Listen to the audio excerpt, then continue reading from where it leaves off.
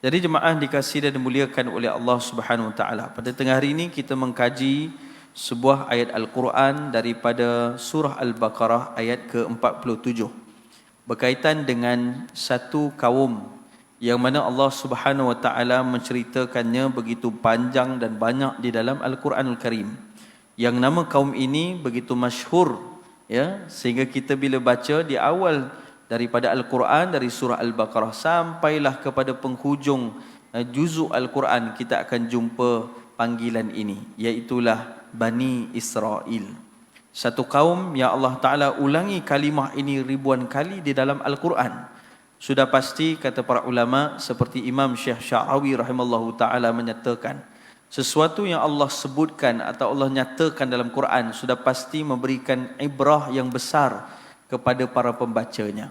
Justru kisah berkaitan Bani Israel yang banyak tersebut dalam Quran bukan hanya sebuah kisah sahaja, tetapi sudah pasti di sebalik kisah itu memiliki pelajaran yang cukup penting dan cukup besar kepada kita umat Nabi Muhammad sallallahu alaihi wasallam untuk kita mengambil perhatian dan kita memastikan supaya kita berada pada jalan yang diridai oleh Allah SWT dan mendapat manfaat daripada kisah-kisah tadi. Maka sebab itulah para jemaah sekalian dirahmati dan dimuliakan oleh Allah Ta'ala, kita akan membacakan sedikit ayat yang mengkisahkan tentang kaum ini. Justru kita akan mengambil sedikit pelajaran dan ibrah untuk kita bawa pulang pada hari ini, untuk kita sampaikan dan kita amalkan insya-Allah. Allah Subhanahu wa taala berfirman dalam Al-Quran pada surah Al-Baqarah ayat 47, a'udzubillahi minasyaitonirrajim. Ya Bani Israel adhkuru ni'mati allati an'amtu alaikum wa anni faddaltukum 'alal 'alamin. Sadaqallahul azim. Dalam ayat ini Allah berfirman, ya Bani Israel, wahai Bani Israel, uzkuru, ingatlah kamu ni'mati allati, terhadap nikmat-nikmat yang telah aku kurniakan, allati an'amtu alaikum, yang telah aku berikan nikmat itu ke atas kamu, wa anni, dan sesungguhnya aku faddaltukum 'alal 'alamin, telah memberikan kelebihan, ya, ataupun keutamaan kepada kamu semua, melebihi daripada kaum-kaum lain di alam ini. Maka jemaah sekalian, ini adalah ayat yang berbicarakan tentang satu kaum yang cukup banyak diulangi kisahnya di dalam Al-Quran. Dari surah Al-Baqarah ada ceritanya tentang Bani Israel. Bawa kepada surah Ali Imran juga kisah Bani Israel. Bawa kepada surah An-Nisa, surah Al-Ma'idah sendiri adalah kisah daripada Bani Israel di zaman Nabi Isa alaihi salam. Begitulah seterusnya sampailah kepada penghujung Al-Quran dari surah, ya, yang kita selalu bacakan Al-Bayyinah, juga mengkisahkan tentang golongan Bani Israel, ya, yang mana memberi pelajaran yang cukup besar dalam kehidupan kita. Menariknya jemaah sekalian, kisah kaum telah banyak disebutkan dalam Al-Quran. Ada kaum yang Allah sebut kisahnya seperti kaum yang dinamakan sebagai kaum Thamud, ataupun ada satu lagi kaum yang Allah selalu menggandingkan bersama, iaitulah kaum Ad. Dua kaum ini adalah kaum yang kalau kita semak di dalam kitab-kitab sirah, ia adalah Arabun Ba'idah, ataupun orang-orang Arab yang di zaman kuno, zaman-zaman dulu. Jadi mereka ini adalah golongan Arab yang lama. Kaum Ad dinyatakan bahawa keadaan atau tempatnya berada di kawasan Yaman, manakala kaum Thamud ia berada di persekitaran yang berada 400 km ke arah utara dari bandar Madinah Al-Munawwarah. Dari Madinah itu lebih kurang 400 km ke arah utara. Itulah pekan atau bandar kaum Thamud yang juga Allah nyatakan dalam Quran, sehingga Allah menurunkan satu surah yang dinamakan surah Al-Hijr, yang menceritakan tentang kaum Thamud yang mereka memahat batu-batu sehingga menjadi mahligai-mahligai di dalam kawasan perkampungan mereka. Lalu Allah musnahkan kedua-dua kaum ini. Kita sebutkan dalam Al-Quran banyak kisah yang menceritakannya. Kenapa? kerana kesombongan mereka tidak mahu mengikut apa yang telah dinasihatkan oleh para rasul mereka. Kaum Ad diutuskan Nabi Hud alaihi salam. Mereka tidak mahu mengikuti Nabi Hud. Mereka tidak mahu mengikuti petunjuk Allah, bahkan merasakan kesombongan, takabur dan menjauhi daripada kebenaran. Maka akhirnya Allah Ta'ala menghinakan mereka dengan menghancurkan kaum ini. Begitulah juga kaum Thamud.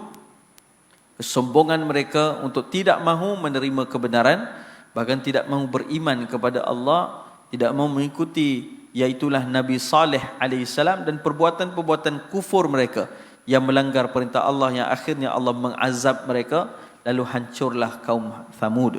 Begitu juga kaum yang dipanggil kaum Nabi Lut alaihissalam. Mereka melakukan hubungan sejenis ataupun hari ini kita tahu dengan istilah LGBT, tuan-tuan. Satu perkara yang sangat-sangat dimurkai oleh Allah SWT. Sehingga dikisahkan kaum Nabi Lut alaihissalam ini, mereka sampai menangkap orang-orang lelaki dan melakukan perkara-perkara yang buruk terhadap lelaki yang diculik atau ditangkap itu. Na'udzubillah min dzalik. Betapa dahsyatnya keadaan masa itu, ya. Dan hari ini kita lihat perkara itu atau ideologi seperti itu, gerakan-gerakan ini sedang dilakukan di seluruh dunia. Bahkan yang merasakan kesannya juga di negara kita, di Malaysia.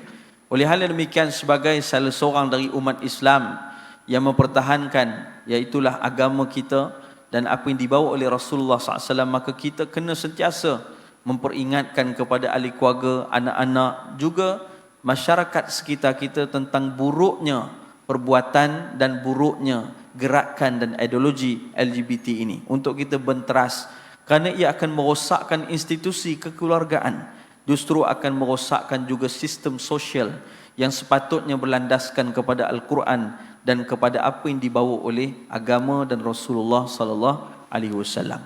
Maka kaum itu telah Allah kisahkan kisah mereka dalam Quran, sehingga kan diceritakan Jibril alaihissalam mengangkat seluruh kotanya, yang seluas-luas kota itu diangkat setinggi langit, lalu dihempas menjadi lautan yang dalam, yang terlalu masin, dan itulah tempat yang paling rendah di muka bumi ini secara geografinya, iaitulah di Laut Mati ataupun the Dead Sea yang terletak di bumi Jordan.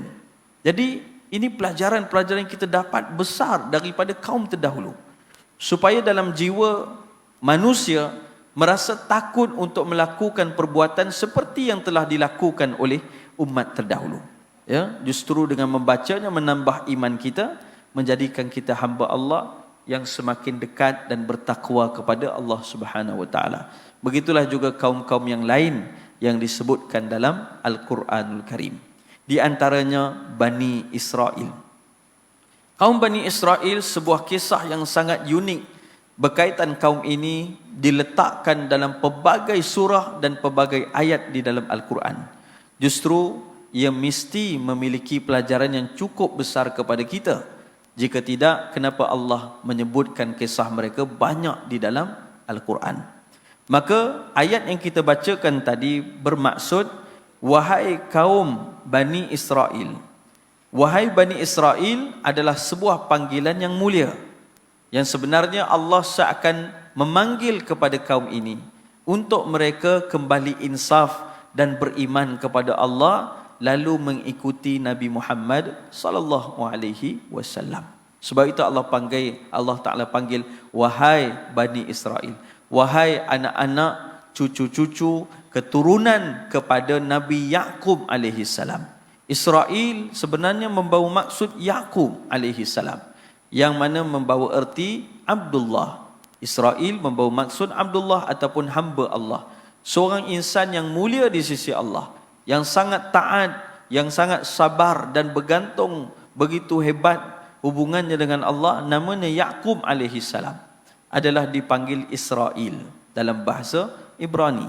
Lalu anak-anak keturunannya ya adalah di kalangannya para rasul dan ada para salihin, orang-orang yang beriman dan orang-orang muslim.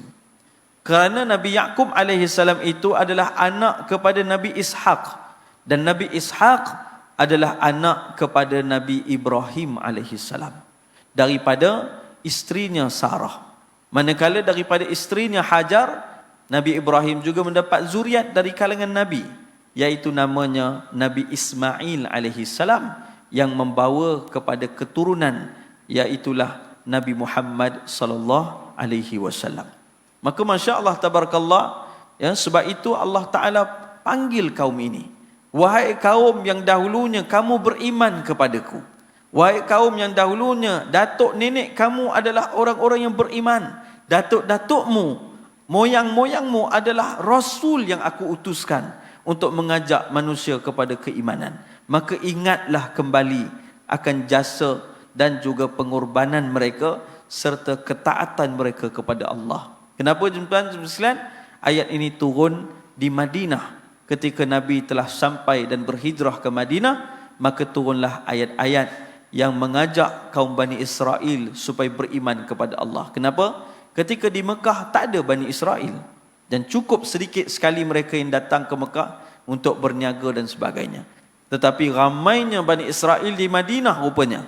Mereka menetap di situ yang dahulunya namanya bukan Madinah, ia juga dipanggil Taibah, ia juga dipanggil Yathrib.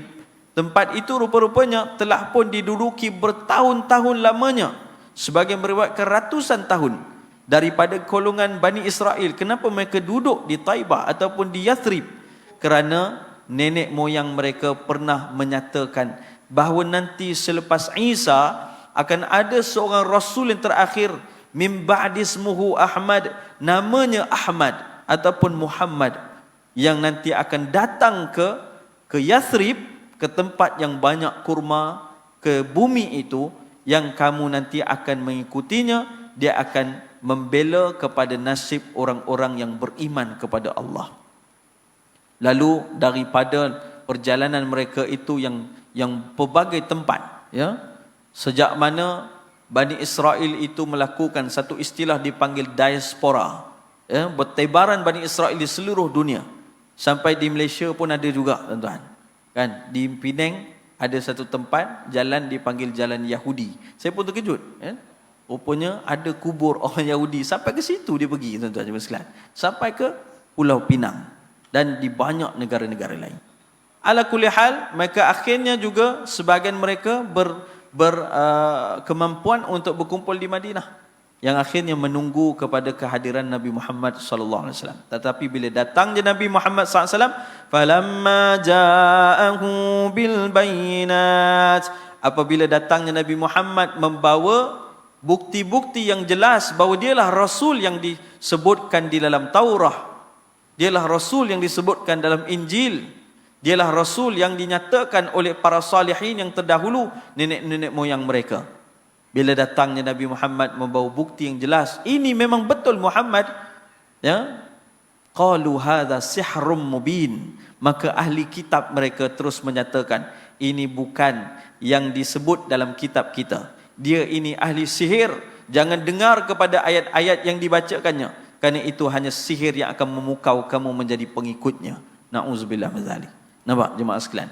Sebab itu Allah Ta'ala kisahkan hal mereka dalam Quran supaya mereka diberi ruang untuk kembali kepada Allah. Tetapi dari masa ke semasa, dari zaman Nabi sampai ke hari ini, rupanya bukan banyaknya mereka kembali, banyaknya mereka semakin kufur, takabur dan sombongnya, sehingga sanggup melakukan, ya, pembasmian etnik, pembasmian kaum di Palestin, membunuh kaum muslimin, merampas tanah-tanah kaum muslimin, ya, kemudian menguasai, menjajah Masjidil Aqsa, ya, secara keadaannya memaksa dan membunuh orang-orang Islam di sana. Na'udzubillah min zalik. Lalu menjadi satu persoalan, kenapa kaum ini masih Allah tinggalkan sehingga hari ini? Bukankah kaum terdahulu yang kufur telah Allah musnahkan semuanya? Rupa-rupanya para mufassirin menyatakan ada sebab kenapa Allah meninggalkan Bani Israel sampai ke hari ini. Dan ketahuilah, Bani Israel itu akan ada sampai ke hari kiamat. Jadi jemaah sekalian, sebelum kita menjawab persoalan itu, kita bacakan dahulu sedikit daripada tafsiran ayat tadi. Allah Ta'ala berfirman, Uzkuru ni'mati allati an'amtu alaikum, wahai Bani Israel, ingatlah semua nikmat yang telah aku berikan ke atas kamu. Yang mana nikmat itu melebihi Wa anni faddaltukum, dan aku Allah SWT menyatakan telah melebihkan kamu, mengutamakan kamu, meletakkan kedudukanmu lebih tinggi berbanding dari kaum yang lain pada ketika yang dahulu. Ya, sebagian mufassirin menyatakan hal ini kerana apa? Kerana Allah Subhanahu Wa Taala sebut wa anni faddaltu, dia adalah fi'il madhi, dia benda yang lepas. Lalu yang masih tinggal ini, sama-samalah kamu kembali insaf, berimanlah pada Allah, berimanlah kepada Nabi Muhammad sallallahu alaihi wasallam. Rupa-rupanya hanya sedikit di kalangan mereka yang ambil pelajaran dari ayat ini. Sebagiannya seorang bernama Haris, ataupun sebagian kata namanya Husain ibnu disebutkan Ibnu Salam. Dia ini seorang rabai, ahli kitab, yang akhirnya dia bacakan ayat Al-Quran dan dia beriman pada Allah. Namanya kemudian Nabi tukar kepada Abdullah bin Salam. Ini sahabat Nabi dari kalangan Bani Israel.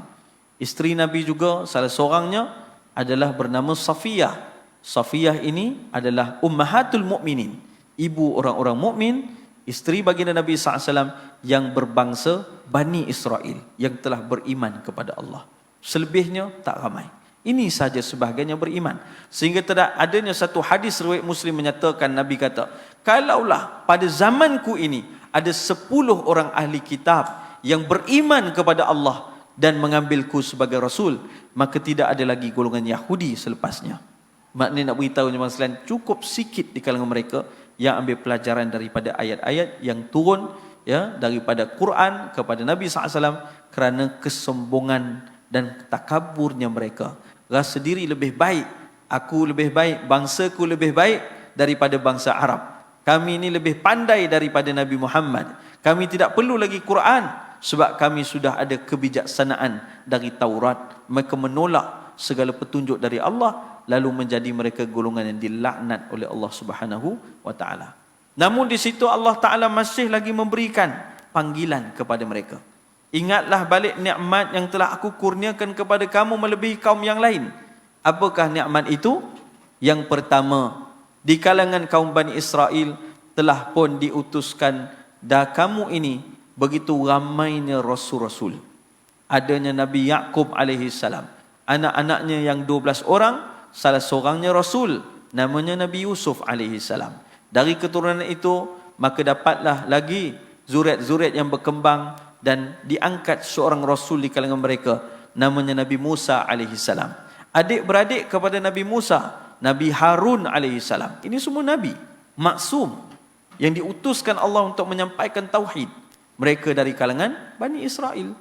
Kemudiannya adanya setelah itu, setelah Nabi Harun, adanya Nabi yang disebutkan Nabi Dawud alaihi salam. Anak kepada Nabi Dawud, Nabi Sulaiman alaihi salam. Lalu keturunan-keturunan Bani Israel pun berkembang lagi sehingga bawa kepada Nabi Zakaria alaihi salam, Nabi Yahya anaknya alaihi salam, dan kemudian bawa kepada Rasul yang terakhir dari kalangan Bani Israel, namanya Nabi Isa alaihi salam. Jadi ramai. Yang pertamanya, nikmat yang besar yang Allah kurniakan adalah ramainya Rasul di kalangan kamu. Dan bukan hanya Rasul, belum lagi disebut para salihin, orang-orang yang saleh, orang-orang yang bertakwa di kalangan Bani Israel, cukup ramai. Ya, maka ingat balik nikmat ini wahai Bani Israel. Yang pertama. Yang kedua, kenapa nikmat mereka melebihi dari kaum lain? Yang kedua adalah mereka diturunkan kitab kepada mereka. Dari 4 kitab yang wajib kita imani, 3 daripadanya adalah dari bahasa Ibrani, iaitu bahasa kaum Bani Israel. Ya, kitab Taurat, kitab Zabur, kitab Injil, bahasa orang-orang Bani Israel. Ini kitab dari Allah Subhanahu wa taala. Manakala satu saja Al-Quran, iaitulah kitab dari bahasa Arab yang Allah turunkan kepada Nabi Muhammad sallallahu alaihi wasallam. Berarti bukan hanya satu petunjuk, tetapi 3 petunjuk yang Allah berikan pada mereka. Ya, maka ingatlah kembali nikmat ini wahai Bani Israel.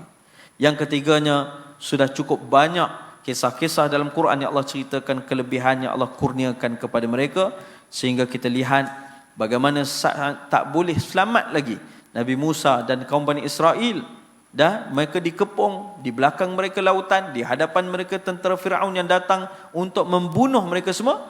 Maka Allah Ta'ala mengizinkan Nabi Musa pukul tongkatnya ke lautan, terbelahlah lautan tersebut. Mereka selamat dan dihancurkan kaum Firaun. Begitulah juga selepasnya turun makanan dari langit. Bukan sekali jemaah sekalian, pertama kali di zaman Nabi Musa turunnya manna wassalwa, manakala yang kali keduanya di zaman Nabi Isa turunnya Al-Maidah, makanan yang turun dari langit Allah Subhanahu Wa Taala. Subhanallah, 2 kali. Dan ketika zaman Nabi Musa mereka tidak ada air di tengah padang pasir. Allah Ta'ala perintahkan Nabi Musa memukul kepada sebuah batu, yang mana batu itu berbentuk segi 4 sama, yang besar, yang mana dipukul batu itu, maka keluarlah 12 mata air. Pada setiap satu bucu batu, keluarlah 3 mata air, yang dikongsi sesama 12 kaum Bani Israel. Subhanallah. Dan banyak lagi sebenarnya. Maka semua nikmat-nikmat ini adalah satu yang Allah Ta'ala tunjukkan supaya kaum Bani Israel kembali dan bersyukur kepada Allah. Lalu pelajarannya kepada kita jemaah sekalian, rupa-rupanya balik kepada persoalan tadi. Kenapa kaum ini tidak dimusnahkan oleh Allah? Kenapa kaum ini masih dibiarkan? Dan kenapa ia masih ada sampai kepada hari ini? Kata para ulama, pertama, Allah Subhanahu Wa Taala sengaja membiarkan Bani Israel ini untuk memberikan pelajaran kepada kita. Kalau Allah Ta'ala memusnahkan mereka sehingga tidak ada seorang lagi baki Bani Israel, maka mungkin ada yang persoalkan. Al-Quran menceritakan tentang satu kaum yang begitu sedalam-dalamnya kisah tentang kaum itu, tapi di mana kaum itu? Mungkin ada orang kata ini tak betul kisah tentang Bani Israel ini, dan mereka akan buat banyak tuhmahan terhadap Quran dan sebagainya. Dan hari ini Allah tinggalkan kaum ini, semua orang bahkan Muslim, non-Muslim boleh lihat sendiri macam mana sikap dan perangai mereka tepat seperti mana yang Allah sebut di dalam Al-Quran Al-Karim. Yang keduanya, ia ditinggalkan oleh Allah Ta'ala sebagai medan jihad kita umat Nabi Muhammad SAW.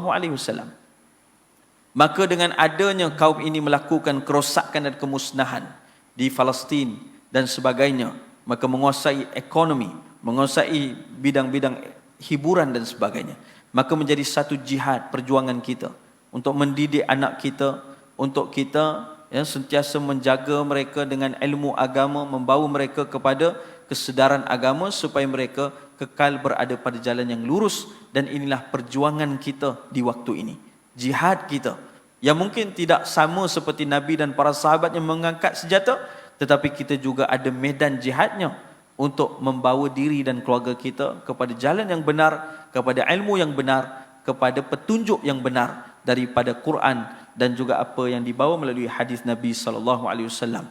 Jadi jemaah sekalian, yang ketiganya, Allah Ta'ala membiarkan mereka juga untuk membenarkan apa yang telah disabdakan Nabi SAW.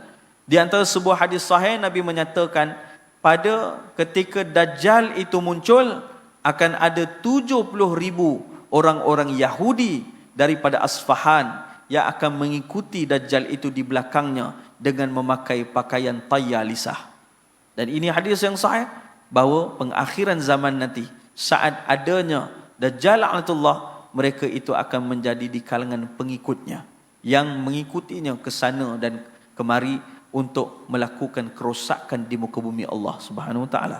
Maka ini membenarkan, iaitulah sabdaan Rasulullah sallallahu alaihi wasallam.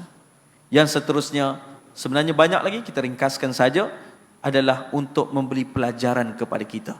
Iaitulah merekalah kaum yang mengabaikan kitabullah, mengabaikan petunjuk agama dari apa yang disampaikan oleh rasul-rasulnya. Sebab itu Allah Subhanahu Wa Taala menyatakan dalam surah Al-Jumu'ah, "Mathalul ladzina hummilut Taurata thumma lam yahmiluha kamathalil himar yahmilu asfara bi'sa mathalul qaumil ladzina kadzdzabu biayatillah wallahu la yahdil qaumadz zalimin." Kata Allah Subhanahu Wa Taala dalam firman-Nya bahawa inilah satu contoh kaum yang mana Allah sebut bi'sa mathalul qaum, seburuk-buruk kaum yang Allah masih tinggalkan, iaitu mereka dahulunya membacakan kitab Allah, lalu kemudian mereka melemparkan kitab itu, mereka mensia-siakan kitab Allah, Mereka menjadikan anak-anak mereka tidak tahu tentang kitab Allah. Mereka menjadikan sebahagian mereka saja yang tahu, boleh baca dan faham kitab Allah. Lalu mereka bersama-sama menyesatkan di antara mereka, dan mereka itu seakan-akan seperti keldai sahaja yang memikul beban di belakangnya. Maka itulah antara pelajaran besar yang Allah nak bawa dari kisah Bani Israel. Iaitulah pertamanya jemaah sekalian, kita tidak boleh meninggalkan kitabullah. Jadilah kita pembaca Al-Quran. Yang masuk tahun baru ni, semakin akrablah kita dengan Quran. Beberapa bulan lepas saya bagi tazkirah kepada 50 orang mu'allaf di Kuala Lumpur jemaah sekalian, di Darul Hidayah. Ramainya dari bahasa Cina, bahasa India dan lain-lainnya. Mereka baru memeluk agama Islam. Menariknya, dari dewan itu 50 orang, saya interview lebih 80 orang. Saya tanya soalan, macam mana saudara-saudari, pakcik-makcik dahulu boleh dapat hidayah dari agama lain masuk kepada agama Islam yang benar? Mereka jawab, Ustaz, saya dapat hidayah lepas saya baca Al-Quran. Lepas saya baca Al-Quran. Jadi jemaah sekalian, mereka bukan baca dalam bahasa Arab, mereka baca maknanya dalam bahasa Cina, dalam bahasa India, dalam bahasa Inggeris. Lalu Allah beri hidayah kepada mereka. Daripada seorang tak beriman, dapat hidayah menjadi orang beriman sebab baca Quran. Tapi sayangnya, kalau kaum muslimin yang lahir daripada keluarga Islam, membesar dengan nama, bawa nama seorang Islam, tapi hidupnya tidak ada rasa pun nak mendalami Al-Quran, tak tahu baca Quran, tidak mahu dia belajar Al-Quran, tidak dia faham apa makna dalam Quran, sehingga akhirnya dia pula yang tak mendapat hidayah dan tersasar dari jalan yang sebenar yang diredai oleh Allah. Nampak jemaah sekalian? Sebab itu kehidupan kita yang pertama Allah bagi pelajaran, kaum Bani Israel, mereka mensia-siakan kitab Taurat. Mereka tidak menerimanya. Apa yang mereka rasa sesuai, maka ambil. Yang tak sesuai, maka buang. Itu yang menjadikan mereka dilaknat oleh Allah. Maka kita sebagai hamba Allah, jadilah kita pembaca Quran, berusaha faham dan amal setiap daripada ayat-ayat Allah SWT dengan penuh kesungguhan. Mudah-mudahan Allah pelihara petunjuk hidayah bagi diri kita sehingga kita mendapat kejayaan dunia akhirat. Keduanya, sikap Bani Israel. Di antara sikap yang buruk terbesar pada Bani Israel itu adalah yang disebutkan dengan kesombongan. Kibar. Bataral haq wa ghamtan nas. Menolak kebenaran dan memperendahkan manusia. Maka seluruh harta, pangkat, nikmat yang Allah bagi pada kita, itu bukan sesuatu untuk menjadikan kita sombong. Seharusnya menjadikan kita semakin tawaduk, sebab ia adalah pinjaman dari Allah dan Allah ingin lihat bagaimana kita menggunakannya untuk meraih keredaannya. Maka Bani Israel kita lihat keadaan mereka sombong kerana kelebihan ilmu yang Allah beri pada mereka. Na'udzubillah min zalik. Seharusnya bertambah ilmu pengetahuan kita, bertambah baiklah akhlak kita, bertambah tawaduk kita di sisi Allah, lebih mudah kita ditegur, diperbetulkan. Kerana ilmu kita semakin tinggi, seharusnya menjadi kita semakin bertakwa kepada Allah. Nikmat kita semakin banyak, seharusnya semakin dekatlah kita kepada Allah Subhanahu wa taala. Insya-Allah kita didik diri kita menjadi tawaduk dan orang-orang yang bertakwa. Yang terakhir jemaah sekalian, kisah Bani Israel banyak yang boleh kita renungi, maka jadikanlah sesuatu kelaziman kita membacakan kisah mereka. Mudah-mudahan kita mendapat petunjuk dari Allah SWT, dari Quran yang kita bacakan dan daripada ayat-ayat yang kita tadabburinya. Mudah-mudahan Allah memberikan kita keselamatan, kebahagiaan dan kejayaan dunia akhirat insya-Allah. Aku qauli hadza wa astaghfirullahal azim wa lakum min baik insya-Allah. Sekiranya saya ada kesilapan kekhilafan, saya mohon maaf. Berilah teguran pada saya fakir ini. Semoga Allah berkati apa yang dibincangkan dapat kita amalkan dan sampaikan insya-Allah.